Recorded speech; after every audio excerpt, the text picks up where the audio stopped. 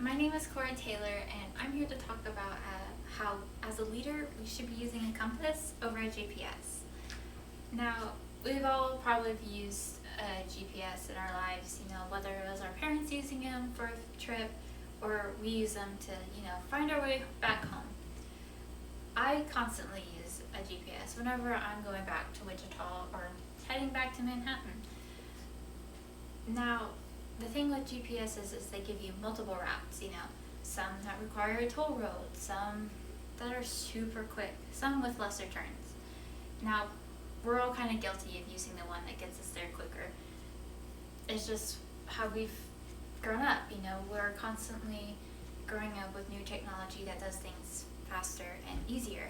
However, sometimes that's not the best for us. And by that, I mean hey, we're in a COVID time, we're constantly, doing school online. We have that little nudge to cheat, to just look up answers online, and that'll just be quicker and easier. But if we take time to look back and actually study, the result is so much more worth it. I've worked hard to study for this exam.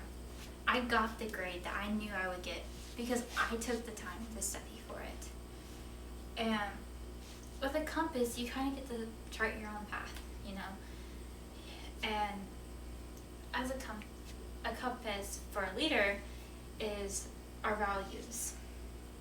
Now, our values is what means the most to us, how we want others to see us. I have 5 values picked out from how I want others to see me. I want others to see me as a compassionate person, a creative person, an adventurous person, a leader, and to see me as a Christian, which is what my religion is. Now, I struggled with finding my values. I didn't really find them until I took Catalyst. But the thing is, they've always been there in our lives, whether we see it or not. I grew up as a Christian. I knew that my religion is always going to have an impact on my life. Now, there's a lot of hate in this world with whatever religion you're in. For me, there's Christians out there who are giving us a bad name by judging others and giving hate to others just because they do things differently. And that's not how I want people to see my religion. How, if I'm a Christian, I can say confidently and proud and not have to worry about others thinking that I'm one of those that judges others. Because that's not what a real Christian is about. And that's what I want others to know about me.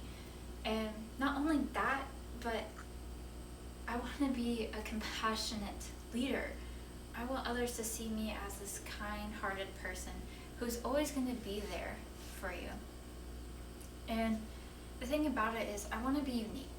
I don't want to be the person that is like the rest. I don't want to be a Barbie doll. I just want to be creative. So when it comes to being a leader, I want to stand out from the rest. And that's going to take small steps. And for me, that was very hard freshman year. I didn't have a group. I didn't have friends, really. And I got into this really depression era in my life. And I took Catalyst. I stepped out of my shell. I found a group of girls in STEM that are constantly pushing me to focus on my major, to focus on studying. Because we've all been there. We've all just want to cheat online. I'm guilty of wanting that too. But sometimes it's best to use our time to prepare ourselves. And with our values, we get this mission statement. And mine states to live life adventurously and to be a creative person and live life to the fullest. At the same time, be a compassionate leader, not only because of your religion, but just for the world. And that's what I want others to know, is that being a leader takes time. Okay, I just found my values, and my mission statement is probably going to change in the future. And some of my values might change, but these are what I want to stick by. And like my catalyst leader says, to stick it up on the wall, where you can see it every day. Put it on your desk where you're studying. Because, we don't want to be a Barbie doll. We don't want others to just see us as a normal student.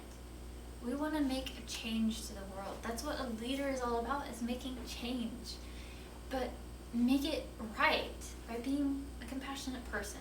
And I really stand by this. I grew up in a household that didn't really approve of what I wanted to major in most of the time, and it was hard dealing with that, hard dealing with not feeling compassion for my own family.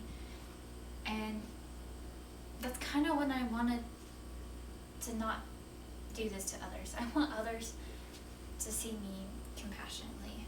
And that's why sometimes it just takes a small step to step out of that comfort zone, to step out of that box and be a unique person, and to make a change to this world.